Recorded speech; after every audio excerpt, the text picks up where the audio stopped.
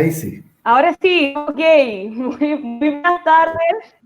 Bienvenidos y bienvenidas a todos los vecinos y vecinas de la Comuna de Independencia, pero también a todos quienes nos ven desde otros lados.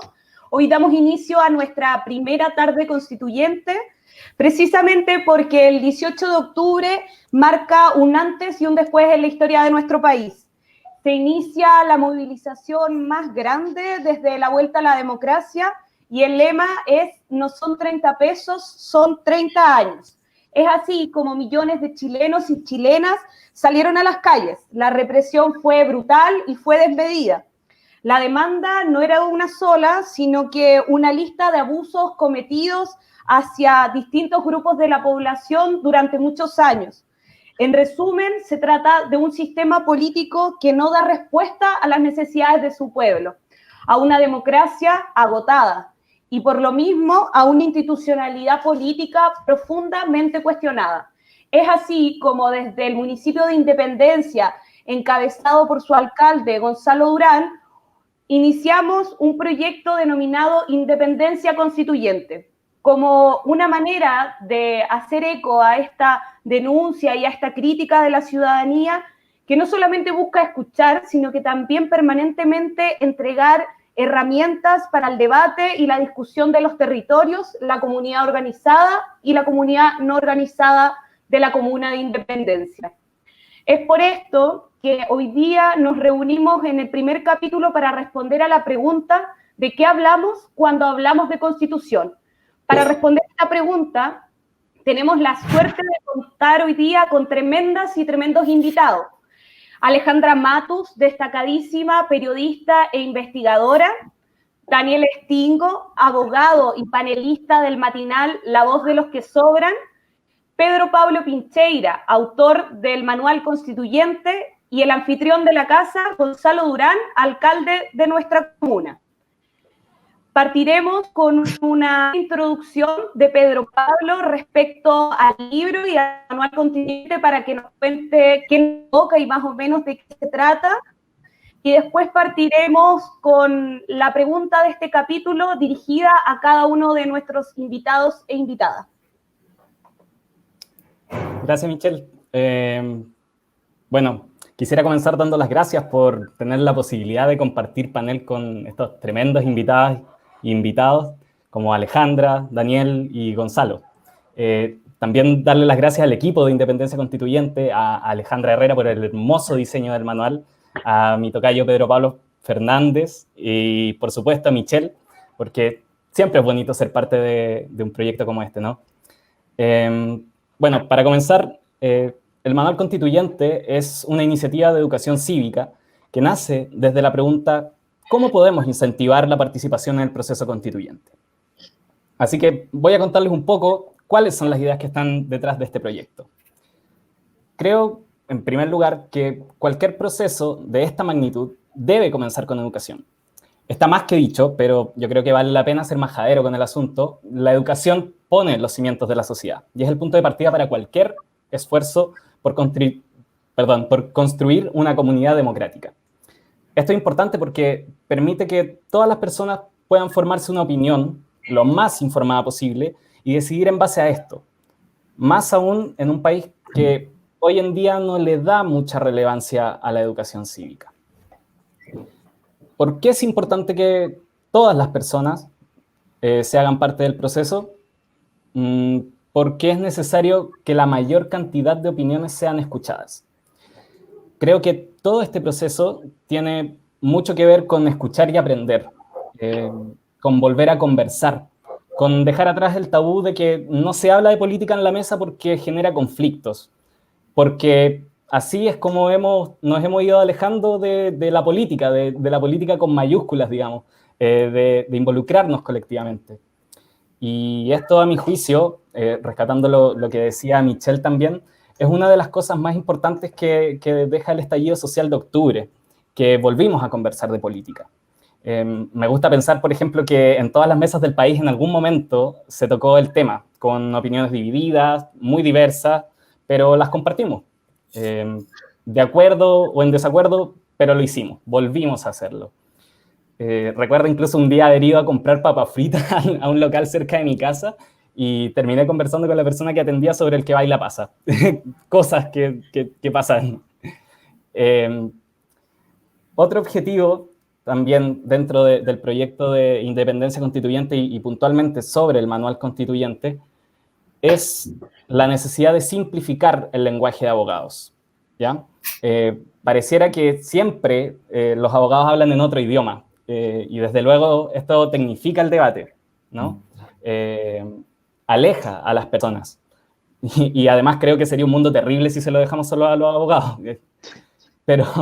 Pero principalmente lo que porque va en contra de la idea fundamental de que esta discusión es de todas y de todos, porque también es para todas y todos. Y quiero también recalcar la importancia de organizarnos, ¿ya? Creo que independencia constituyente, pero en general el proceso constituyente habla un poco de eso, de organizarnos, de reconocernos como comunidad y que nos sintamos parte de ella, que es muy importante también. Parece ser que hoy en día cuesta sentirse parte de una comunidad mayor, más aún sentirse parte de una comunidad país. Hacerse parte de esta conversación sobre si necesitamos un nuevo acuerdo como comunidad, a mi juicio, se trata un poco de eso, del modelo de sociedad que queremos construir. ¿Bien? Es por esto que el manual intenta hacer un repaso por lo que tenemos actualmente como institucionalidad y formas alternativas en las que podemos pensar nuestra institucionalidad. ¿Y por qué pensarlo de otra manera?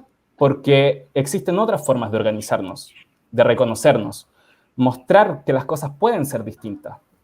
Pero es difícil hacerlo si, en primer lugar, no sabemos bien cómo se organiza hoy el Estado o parte de él y cómo podría ser, cómo es en otros países de Latinoamérica.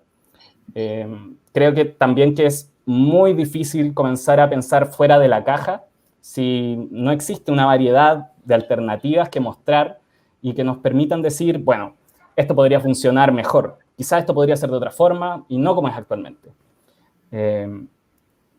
Yo creo que el diagnóstico de que algo no está funcionando muy bien parece ser bastante compartido, pero al final del día la solución está en nuestras manos. Y espero que este manual constituyente sea un aporte para esto. Gracias.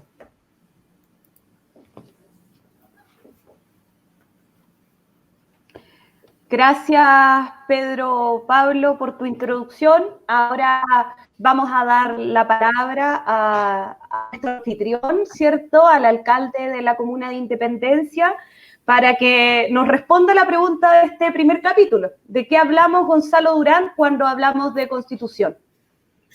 Bueno, buenas tardes a todos, a todas, a todos.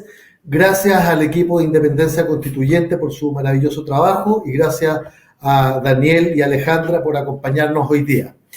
Después de lo que dijo Pedro Pablo, obviamente de qué hablamos cuando hablamos de Constitución, no voy a decir ninguna definición ni nada que pudiera parecer más bien técnico, sino que como desde el sentido común, pero también desde la experiencia acumulada en este periodo, diría que es un marco de ordenamiento, de organización, de definiciones que permiten articular el conjunto de ámbitos de la vida social, política, económica, cultural de nuestro país. Es, por un lado, la definición de un conjunto de elementos institucionales de cómo se organiza el Estado. Es también la definición de cuáles son las prioridades que como país nos damos respecto del foco, de la orientación, de los principios en torno a los cuales nos organizamos. Y es también la manera en que estructuramos las relaciones entre las personas de nuestro país, sean estos chilenos o extranjeros. Cómo se ordena la relación entre las distintas personas tiene que ver no solo con la forma de organizar esa relación en el sentido de los derechos y deberes, sino también desde el punto de vista, por ejemplo, de cómo se ordenan las relaciones de poder.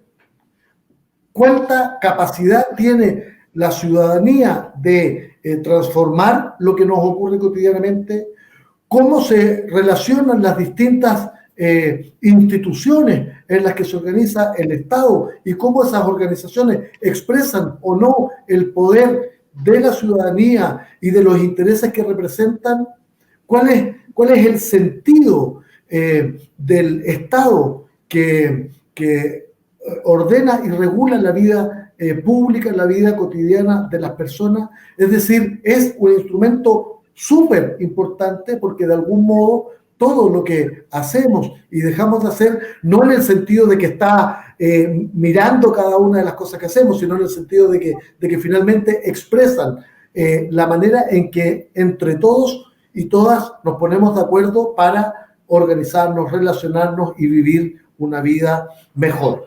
Y por eso creo que es tan importante que la Constitución sea, como dice el dicho, la casa común de todos o que sea el espacio que cobija los múltiples intereses, necesidades, desafíos de la sociedad chilena, porque finalmente, en la medida en que la construimos entre todos, efectivamente la vamos a sentir como propia y en la medida en que la sentimos como propia, se convierte en un elemento que ayuda a enfrentar los desafíos que nos vamos poniendo como país. De manera que es muy relevante que pensemos una constitución que efectivamente sea de todos y todas.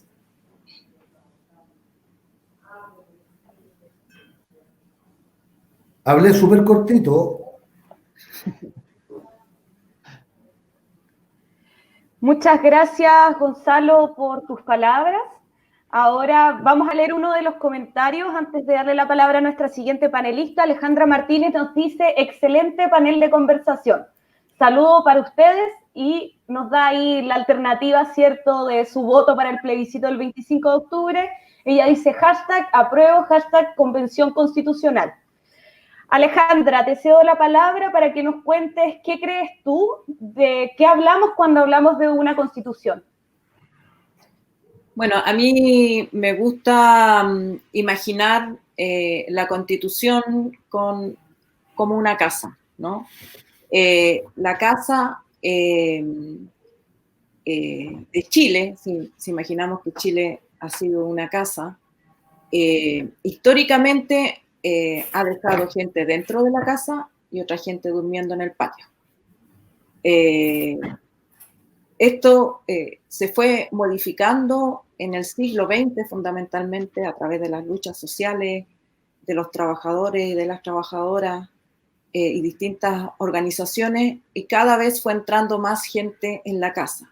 Entrar en la casa no significa solamente entrar, sino que opinar en qué vamos a gastar la plata que aportamos todos a un fondo común que sería el presupuesto, ¿no? El presupuesto de esta casa. La última reforma en este sentido fue la que permitió votar a los analfabetos, justo antes de que se eligiera a Salvador Allende. Antes de eso, las personas que no sabían leer ni escribir no podían votar y por lo tanto estaban fuera de la casa. Estuvieron fuera durante también mucho tiempo las mujeres, ¿cierto? Las mujeres también habían logrado entrar un poco antes. Pero vino la dictadura y nos echó a todos para el patio y se quedaron adentro unos señores con armas y unos amigos muy ricachones que se tomaron la casa. Cuando vino la transición a la democracia, esos caballeros se pusieron de acuerdo con otros caballeros que estaban en el patio, los hicieron pasar y les dijeron: ya, les vamos a entregar la casa, pero en estas condiciones. Las decisiones las vamos a tomar entre nosotros nomás. Y a las mujeres, los pueblos originarios, los jóvenes, los niños, los pobres, todos, les vamos a tirar unas frazaditas y unas cuestiones ahí, pero no pueden opinar, no pueden decidir. Y matices más, matices menos, ese ha sido el modelo de democracia que hemos tenido. Una casa que está tomada por otros, donde la mayoría de las personas que habitan este país no pueden opinar, no pueden decidir. Y para terminar de el cuadro del abuso, más encima, las personas que están durmiendo en el patio, que no pueden decidir, aportan con sus impuestos el 50% de la plata que administran estos caballeros. Estos caballeros administran la plata, deciden en qué se gasta, se construyen un garage para meter su auto nuevo y la gente que está en el patio no tiene dónde caerse muerto, para ponerlo en buen chileno. La Constitución se trata de que todos los que estamos en el patio vamos a retomar la casa y vamos a ponernos de acuerdo en cuáles van a ser las reglas de la casa. Y que me parece a mí que una regla fundamental es que todos los que estamos dentro de la casa vamos a poder decidir qué se hace con nuestros dineros. El Estado no le pertenece a las personas que circunstancialmente ocupan cargos de gobierno, le pertenece a todos los chilenos. Y no solamente le pertenece simbólicamente, sus recursos están constituidos fundamentalmente sobre la espalda del trabajo de esas personas que están en el patio. Entonces, es simplemente redactar una nueva constitución, es un acto de justicia y es un acto de recuperación de la democracia, que había ido evolucionando y que se detuvo esa evolución con el golpe de Estado, y que después de la transición, la larga transición a la democracia, nunca hemos llegado a ese puerto, nunca hemos llegado al puerto de una democracia madura que permita la expresión de las mayorías. Ese es el sentido básico de la democracia. Y yo creo que en ese sentido es también refundacional, porque las antiguas constituciones también las escribieron unos caballeros que formaban parte de una familia y que, claro, muy instruidos, todo lo que quieran, pero eran unos caballeros y unos señores que se ponían de acuerdo y tomaban tecitos juntos y decidían ellos lo que habían leído en Europa o donde fuera, cómo tenía que ser el país. Pero no le preguntaban a nadie, menos por supuesto a las mujeres. Entonces ahora las mujeres vamos a entrar a la casa, van a entrar los jóvenes, van a entrar los pueblos originarios, y entonces va a ser una constitución, espero yo, muy distinta a la que habíamos tenido hasta ahora. Y en ese sentido es para mí la esperanza de tener una democracia realmente sólida, y que si todos, digamos, los que están adentro deciden tener un sistema económico A, B, C o D, bueno, se va a tener que hacer, porque digamos, están decidiendo sobre su casa, sobre su patrimonio, sobre su lugar común.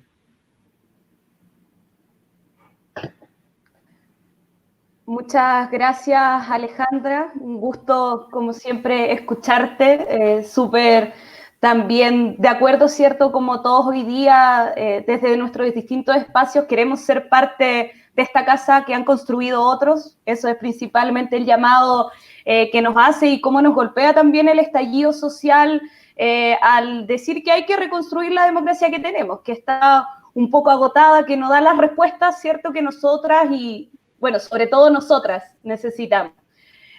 Sin más, le doy ahora a Daniel la palabra también para que nos cuente de qué hablamos cuando hablamos de Constitución, Daniel. Sí, la verdad es que el alcalde habló de una definición un poco más concreta, más legal, y Alejandra dio una visión más amplia de la casa común, así que ya tocaron todo. Muchas gracias.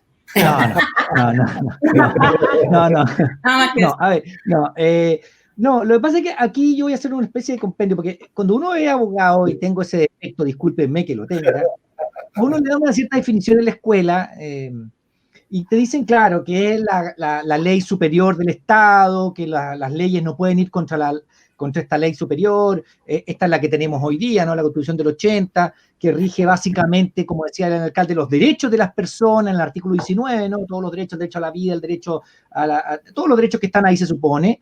Las instituciones, como también decía el alcalde, las instituciones que tenemos, por ejemplo, la Contraloría, no sé, el Poder Judicial, y siempre un punto de vista macro, no crean que se meten en lo que habla una ley, no, el Poder Judicial, el Poder Ejecutivo, el Parlamento, el Banco Central, etcétera, y además, como también decía el alcalde, las limitaciones de poder de cada una de estas instituciones.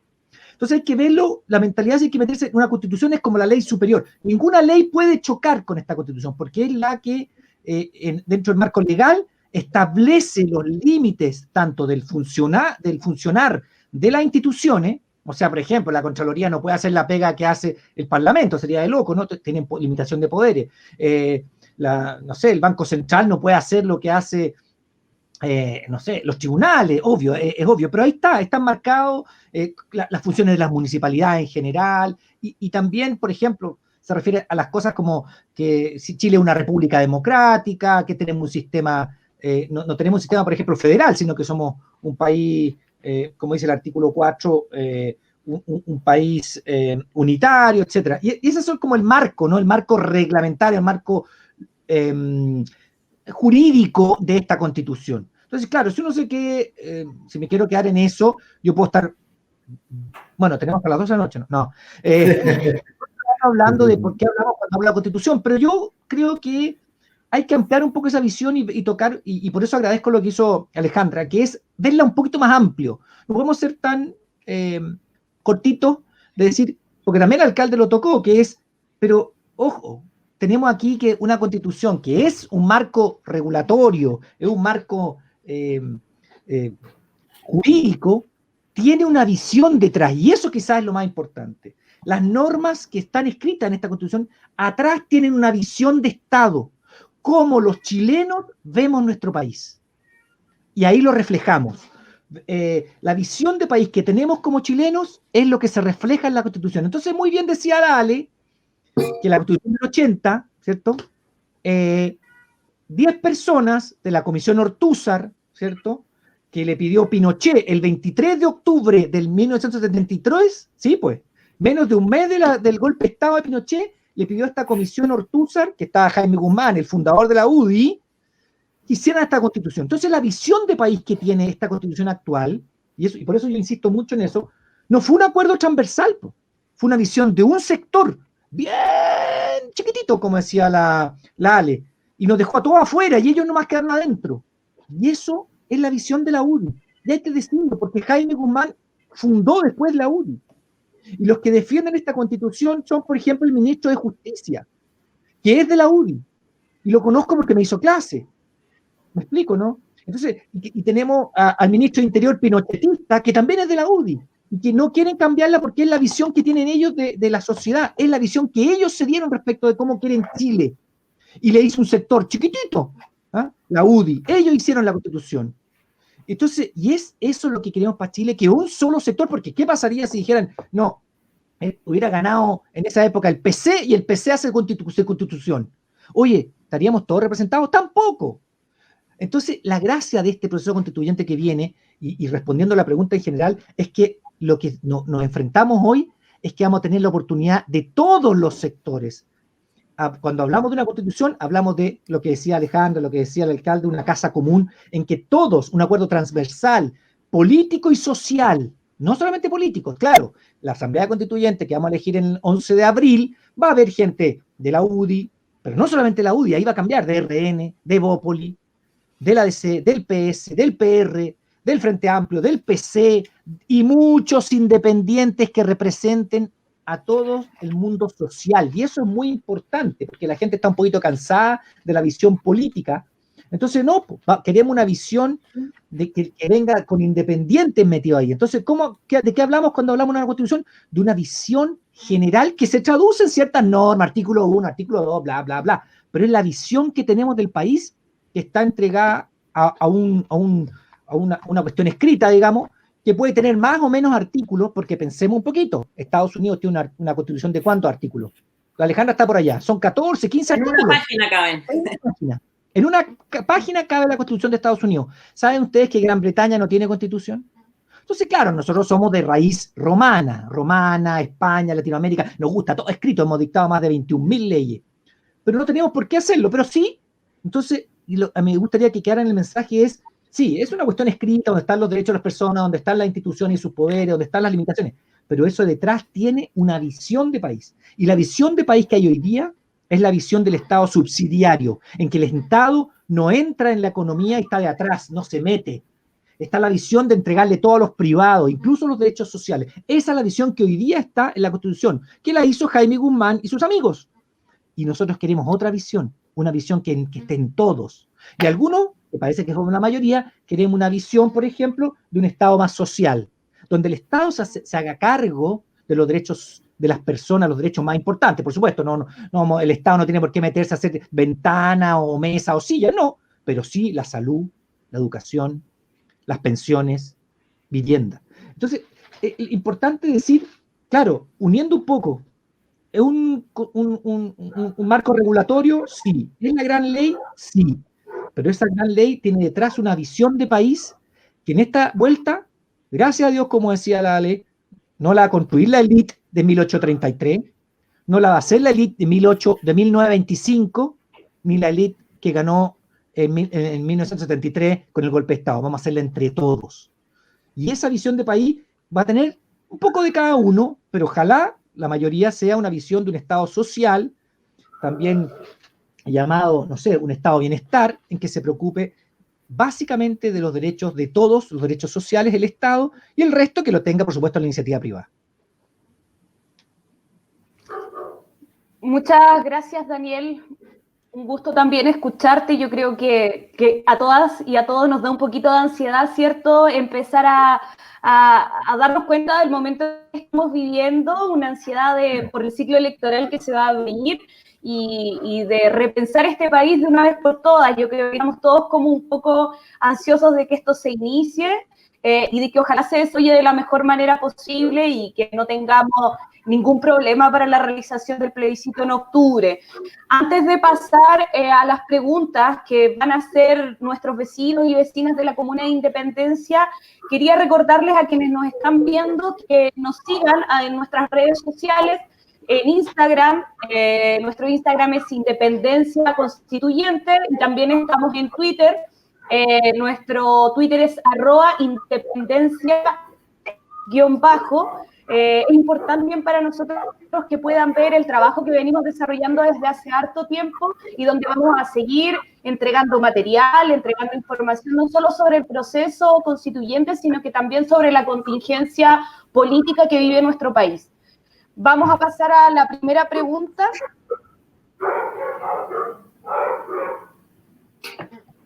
Hola, mi nombre es Beatriz Guerrero, soy dirigente de la Junta de Vecinos número 3, encargada de la olla común desde el mes de abril del 2020, y quisiera hacerle una pregunta al panel. ¿Cómo creen ustedes que una nueva constitución pudiese mejorar la participación local municipal para que la participación no sea solo ir a votar? Esta es la pregunta de Beatriz Guerrero, no sé si se alcanzó a escuchar al inicio. Ella es una dirigente de nuestra comuna, de una de nuestras cocinas comunitarias, y la pregunta va dirigida al alcalde Gonzalo Durán.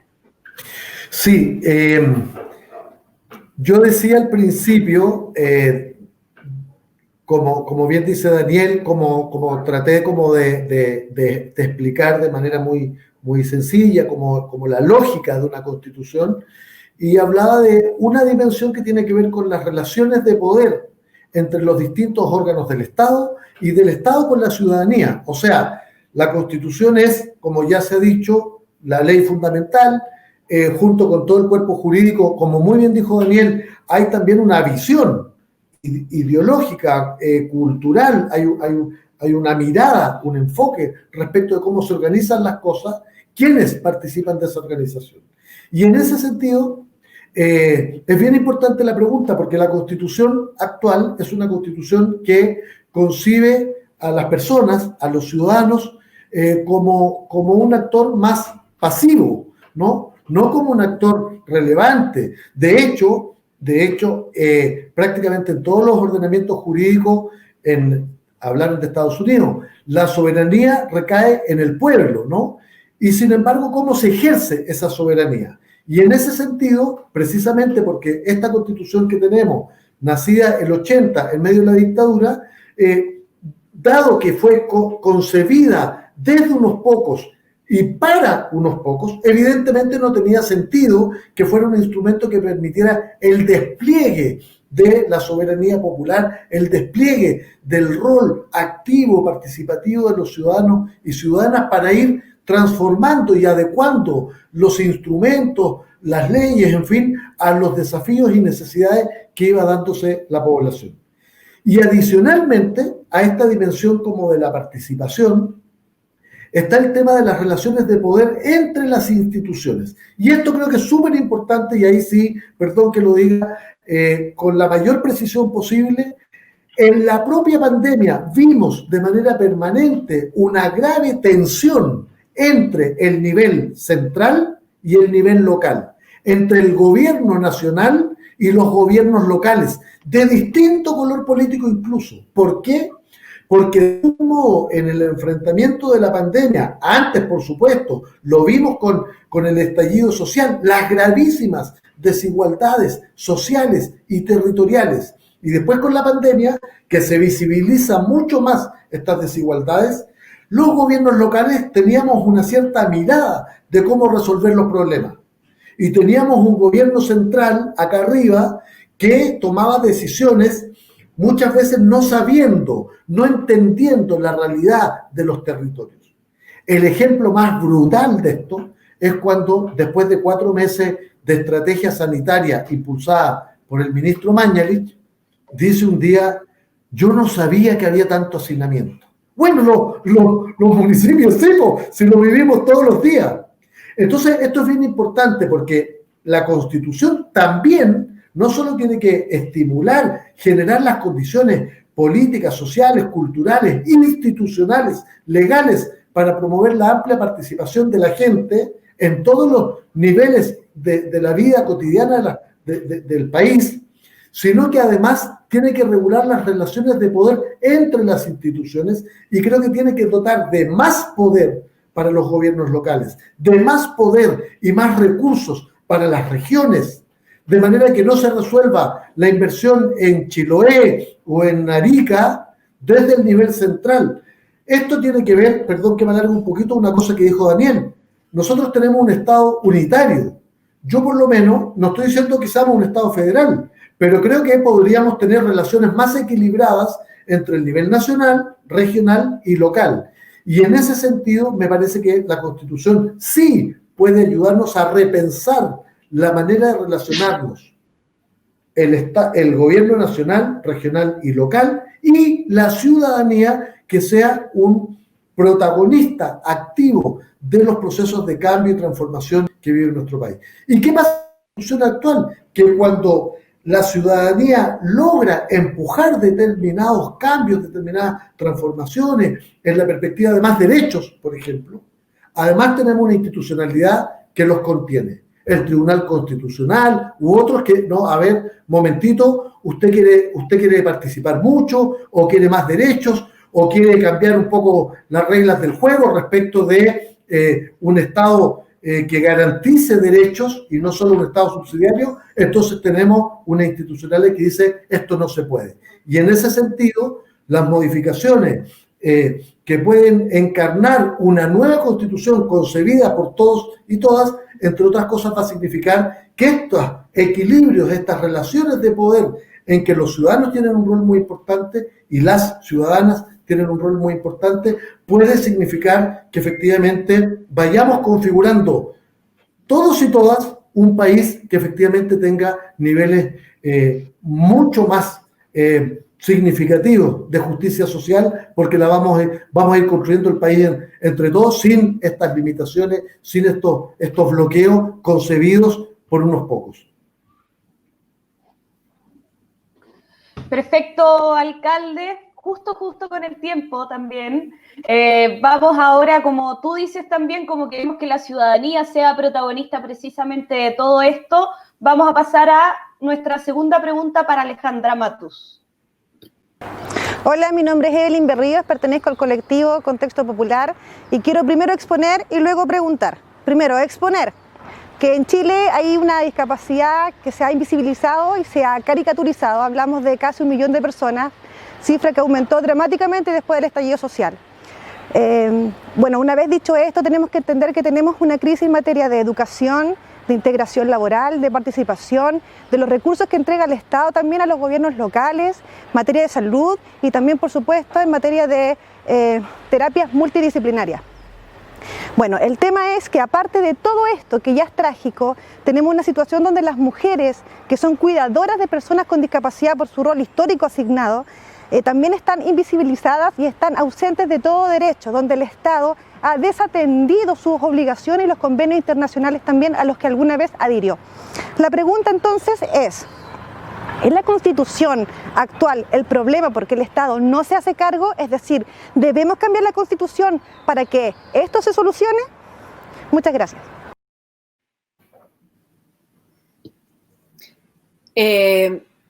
Sí, tenemos que cambiar la Constitución para que se creen las herramientas de política pública para que eso se solucione. Pero yo también quiero advertir que la Constitución no es una varita mágica. La Constitución es una declaración de principios y voluntades de un pueblo determinado de la manera en que va a conducir sus asuntos públicos. Pero una vez redactada la Constitución, se van a tener que adecuar las instituciones creadas bajo la vieja Constitución. El Tribunal Constitucional, por ejemplo, que se mencionaba hace un rato, no me parece que deba seguir manteniendo esa condición de cuarta instancia, que en el fondo 4 personas, 5 personas, 6 personas, las que sean, digamos, que han sido designadas a dedo, tienen el poder de revertir la voluntad popular expresada a través del Congreso u otras instituciones. Entonces, a mí me parece que el problema que manifestaba la vecina, no recuerdo su nombre ahora, es súper importante porque, por ejemplo, ahora en este minuto entiendo que se estaba discutiendo qué porcentaje de constituyentes pueden representar al mundo de las personas con algún tipo de discapacidad. Se había acordado un 10% y la UDI pidió, o el gobierno me parece que presentó una indicación para bajarlo al 1%.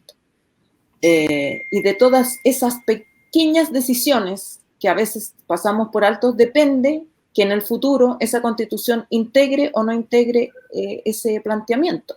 El planteamiento de las personas con discapacidad y el planteamiento también respecto de las mujeres al cuidado de las personas discapacitadas o con enfermedad o postradas, o de los niños, digamos, la voz de las mujeres también va a ser importante en muchos aspectos, y qué bueno que se haya acordado la paridad. Pero la Constitución es la estación de partida, no la de llegada. Es la primera estación y después viene una larga tarea de deliberación de cada aspecto en particular, que la Constitución, por supuesto, que no los va a considerar. Va a establecer principios generales, como establece hoy día la Constitución. El primer artículo de la Constitución dice que todos somos iguales en dignidad y derechos, y sin embargo eso no se materializa en la realidad. Entonces, hay que fijarse tanto en lo que dice la Constitución como en las instituciones que van a derivar de ella. Y en esas instituciones es en realidad donde hay que entrar a picar. Ahí va a estar la pega dura, digamos, y por eso es muy importante que las instituciones básicas que representan la soberanía popular, el Congreso, por ejemplo, el poder local, las regiones, la igualdad de géneros, el derecho de los pueblos originarios, tengan instituciones acordes que permitan, por supuesto, que esos derechos se materialicen en la realidad y no queden como bonitas declaraciones en un papel.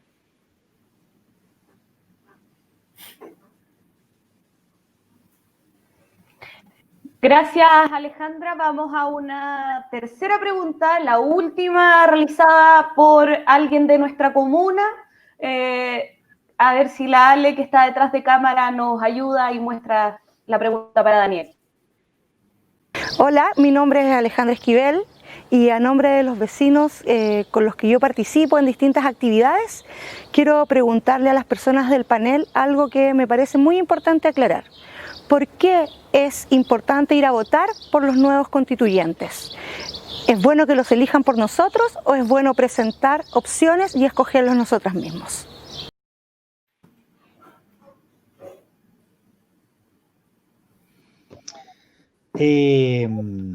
¿Por qué es importante ir a votar por nuevos constituyentes? Es bueno que lo elijan por nosotros. ¿Quién lo va a elegir por nosotros? ¿Quién? ¿Los partidos políticos? No.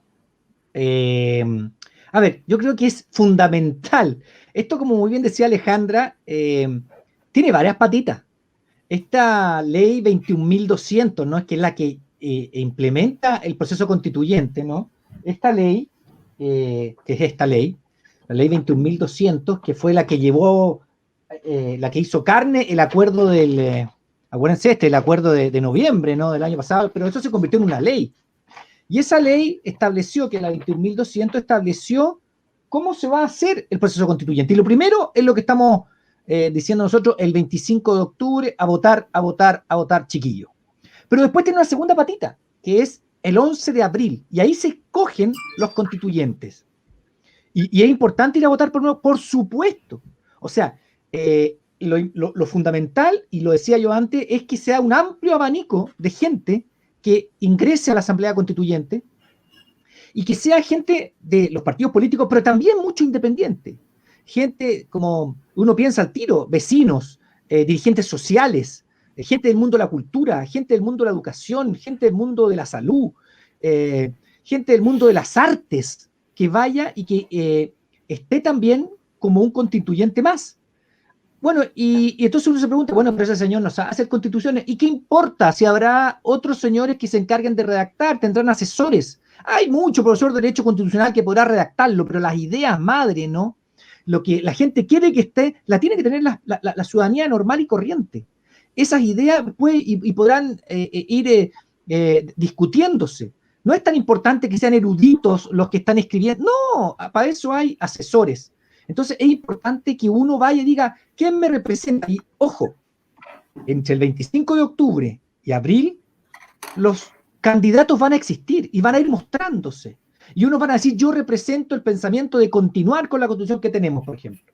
Y otros van a decir, no, yo quiero una constitución que hable de un estado de un estado de bienestar o un estado social, y vamos a ir conociendo esos constituyentes. Por lo tanto, es importante que todos vayamos a votar por los constituyentes. Si uno se inclina y me representa tal, voy y voto por ese.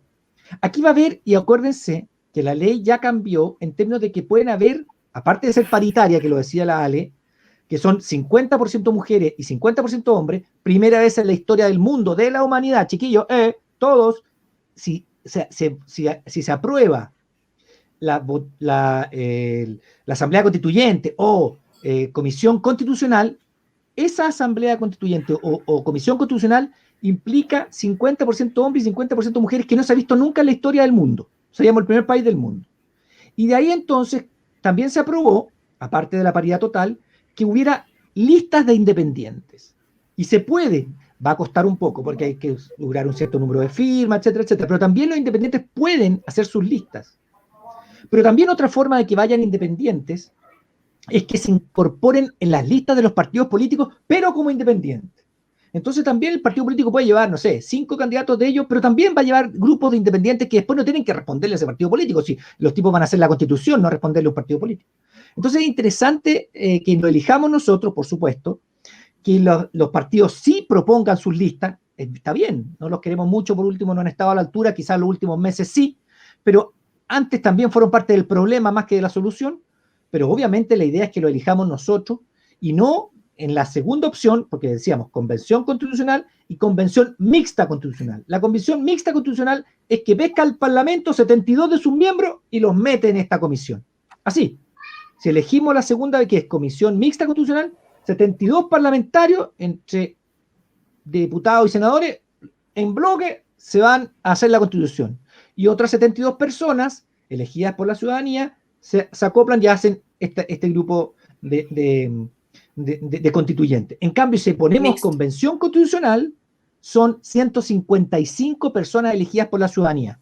Hay que decir una cosa, todavía no está clara si dentro de esos 155 van los cupos de los pueblos originarios o van a ser extra. Todavía se está discutiendo en el Senado. Ojo, en el Senado todavía no se ve cuántos cupos son y si van dentro de los 155 o son extra. Pero de todas maneras, uno tiende a pensar que es mejor elegir a 155 personas que se dediquen solo a hacer la Constitución y no sacarlos del Parlamento, que es donde están haciendo leyes. Por eso es que era absurda la propuesta de alguien por allá que ya pasó al olvido, ¿no? Que decía que no, el próximo Congreso mejor que haga la Constitución. No, señor, ellos están para hacer leyes. El Parlamento está para hacer leyes, para fiscalizar, para hacer su pega. Los constituyentes están para hacer una nueva Constitución para todos los chilenos. Entonces, mi opción es que sean todos elegidos, por lo tanto, Convención Constitucional, y que vayamos a votar tanto el 25 de octubre como el 11 de abril. Ahora, ojo, última cosa y no lo lateo más. El 11 de abril va a haber 4 urnas, queridos. No una de los constituyentes nomás, va a haber 4. Va a haber de los constituyentes, de los alcaldes, de los concejales y por primera vez en la historia de Chile de los gobernadores regionales. Entonces, ojo, vamos a tener que tener ojo que va a haber 4 urnas, vamos a tener que hacer 4 boletas y meterlas ahí en cada uno, buscando a las personas que nos representen más, digamos.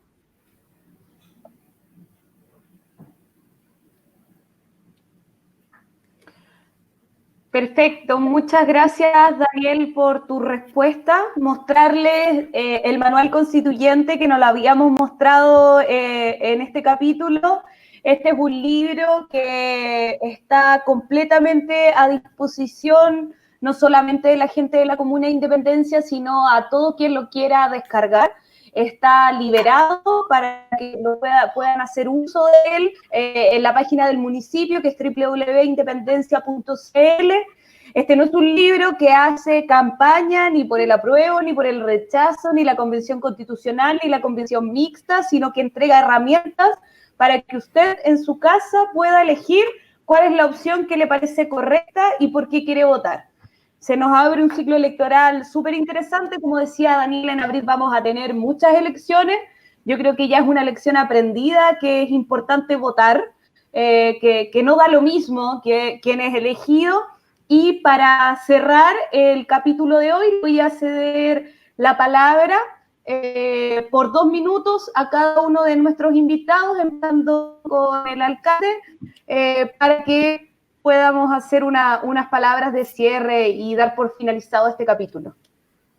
Bueno, primero reiterar los agradecimientos al equipo de Independencia Constituyente y a los panelistas. Segundo, el 25 de octubre vamos a tener una jornada histórica.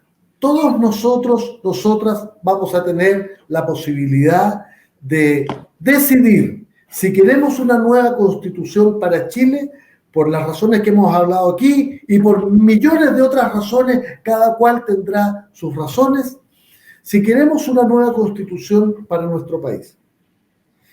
Si resulta ganadora la opción de una nueva constitución, se abre un segundo momento ya señalado en el sentido de quién redactaría esa nueva constitución. Una convención mixta, mitad parlamentarios, mitad ciudadanos, o una convención constitucional solo ciudadanos y ciudadanas, porque sería paritaria, es decir, mitad hombres y mitad mujeres.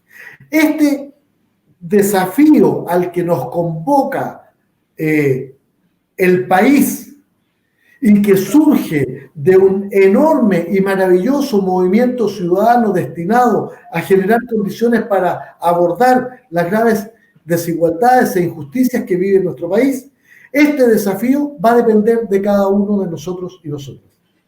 Si a mí me preguntan qué pienso del 25 de octubre, digo, me gustaría poder contarle a mis hijos, a mis nietos, en esa oportunidad yo colaboré y contribuí para construir un mejor país. Un país que represente a todos y a todas, sin excepción. Y por eso esta jornada es tan importante. Y nosotros como municipio queremos entregar herramientas, ayudar al debate, a la reflexión, por supuesto generar condiciones para que tengamos un plebiscito muy seguro, Que todos sepan que vamos a hacer todo lo necesario para que ir a votar no constituya ningún riesgo, porque estamos en una pandemia y por tanto hay que tomar todas las medidas de seguridad. Pero es una jornada histórica. Y tal como aquí se dijo, a diferencia de las constituciones de 1833, 1925, bueno, ¿para qué decir que la constitución del 80, que es una constitución hecha en dictadura? Acá se abre la posibilidad de que todos y todas, sin excepción, decidamos una nueva constitución para Chile y quién la redacta. Y por eso la invitación es a seguir trabajando juntos y a ser protagonistas de esta maravillosa historia que vamos construyendo.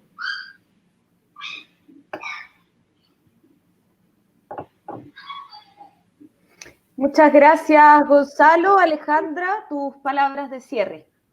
Mis palabras de cierre van a sonar a aviso comercial, pero quiero pasar un par de avisitos que son, me parece a mí, fundamentales. En este minuto estamos sobre todo la región metropolitana inició un desconfinamiento apresurado a juicio de los expertos y van a aumentar, ya están aumentando los contagios y los fallecidos. Es probable que a la fecha del 25 de octubre, si no se ha hecho antes, estén en vigencia nuevamente cuarentenas más o menos estrictas, por lo menos en algunas partes de la región metropolitana, sino en todas, y en regiones del resto del país también. Entonces, si esto es así, digamos, o existe el riesgo de que esto sea así, a mí me parece fundamental declarar el plebiscito actividad esencial, ya sea formalmente o por lo menos simbólicamente, tiene que ser una actividad esencial, que se tomen las medidas para que se pueda ir a votar de manera segura. No estoy de acuerdo con la decisión que tomó el gobierno de que las personas contagiadas no puedan votar, porque es negación de su derecho ciudadano. Ellos no han cometido un delito que les quite su derecho a votar y por lo tanto es responsabilidad de la clase política y del gobierno solucionar ese problema. Para eso está la creatividad, para eso están los gobiernos, para resolver problemas. Y este es un problema que tienen que resolver saliendo con una respuesta para respetar el derecho a voto de todos los ciudadanos y ciudadanas y no para restringirlo. Así como se puede ir al supermercado en tiempo de pandemia y de cuarentena, también hay maneras de ir a votar en forma segura y qué bueno que el alcalde, por lo menos de esta comuna, se comprometa a contribuir en eso. Yo creo que en esto va a ser fundamental no solamente esperar lo que haga el Estado, que pueda tener un incentivo a, digamos, desear que vote menos gente. No solamente van a ser importantes las alcaldías, sino también, por supuesto, las organizaciones sociales, las juntas de vecinos, las ollas comunes y todas las organizaciones sociales de base que van a tener que también ayudar a hacer estos planes logísticos. ¿Cómo ayudamos para que la gente que tiene temor, por ejemplo, a votar por el contagio pueda votar de manera segura? ¿Qué acompañamientos vamos a hacer? ¿Cómo nos vamos a organizar? Yo creo que eso es como lo esencial, porque de la magnitud de la participación y de la contundencia de las opciones que tome el pueblo chileno va a depender también en gran medida cuánto podemos soñar, a cuánto podemos aspirar, porque si vota un pichirruchi de gente y las opciones no son nítidas entre una opción y otra, por supuesto que el resultado va a ser muy distinto. Gracias, Alejandra. Bueno, muy de acuerdo en términos personales con lo que mencionas del derecho. Me faltó agradecer, por supuesto, sí, dale nomás, dale. Y a todos los que nos escucharon y estuvieron con nosotros.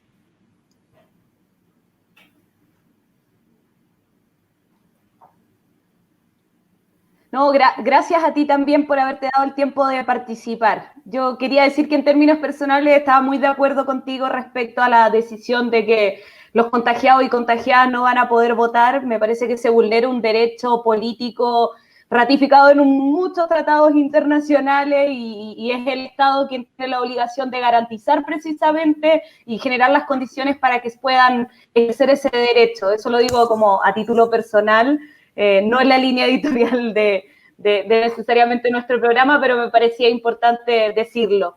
Daniel, tus últimas palabras para que puedas ser libre y ir a cumplir con tus labores. Sí, no, le agradezco la invitación una vez más a Gonzalo, que ya tiene la gentileza de siempre invitarme, así que se lo agradezco mucho. A Michelle T también, y bueno, felicitar a Pedro Pablo. Y una vez más a la Alejandra, que es siempre tan preclara cuando me toca a mí estar con ella. Y la invitación es, bueno, si hay que forrarse en plástico entero y con el lapicito en la mano, vamos a ir el 25 de octubre. Yo soy diabético, pero voy a ir igual.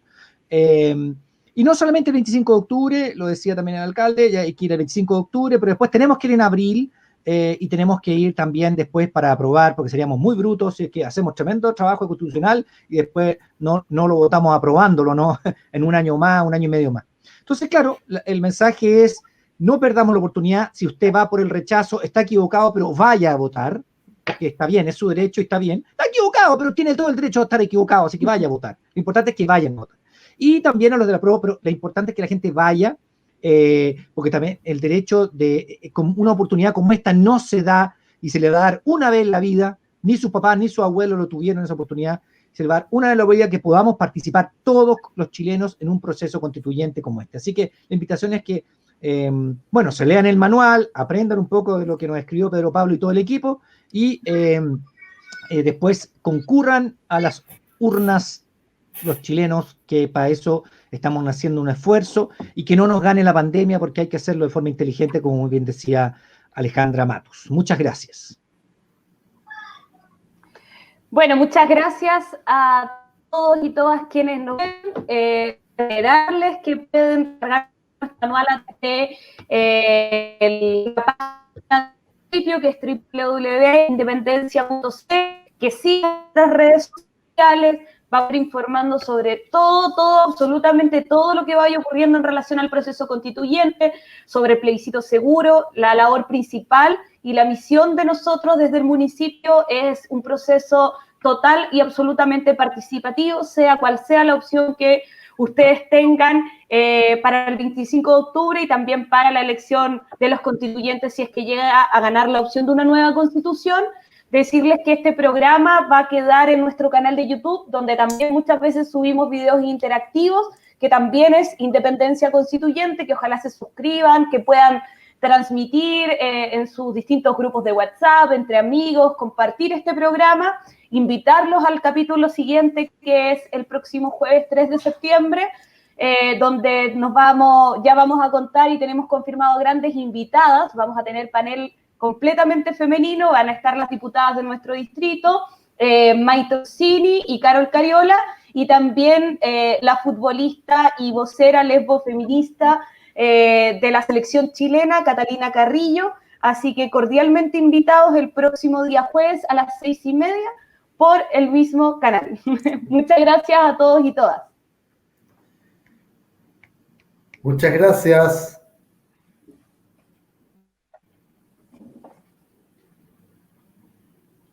A votar el